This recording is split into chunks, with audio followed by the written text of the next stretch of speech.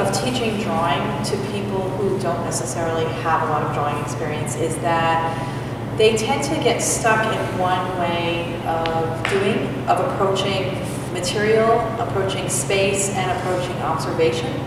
And I think that just changing the activities that surround the activity of drawing is enough to kind of get them to consider other solutions or even other processes in drawing.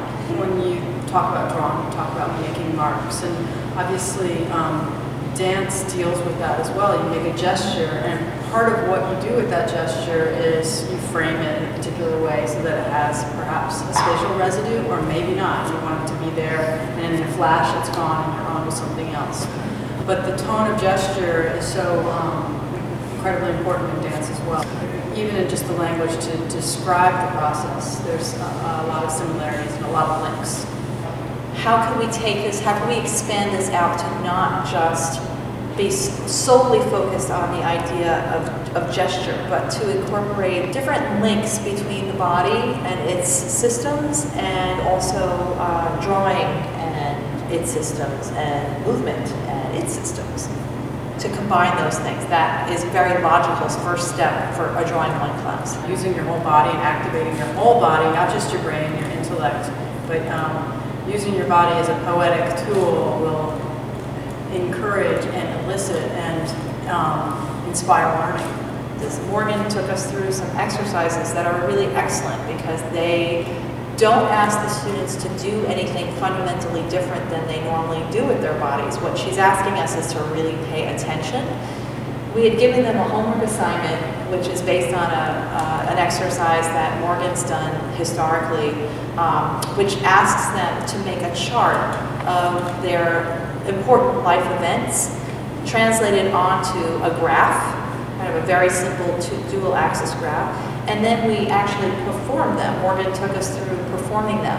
I think that most of the dance exercises initially are about percolating the awareness out of the body, either through a sense of sight, sense of touch, oral sense, so that we're not just locked into two modes of translating our ideas through bearing pressure down through a single point or through our eyes. And what happens is that they actually slow down, like their body language changed today as well. After all the physical activity, everybody was moving around differently. And it allows the disbelief to get suspended, so they'll try different things and be open to it. We could have had a gallery of people just watching, because when people were doing their prosthetic drawings, for example, there was a lot of really interesting movement.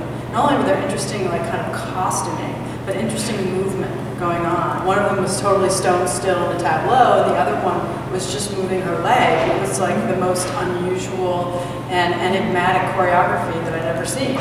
And so if you're trying to teach conceptual drawing or conceptual art, that's kind of gets at the essence of it. There's always this translation that's happening where the marking is standing in for a set of ideas.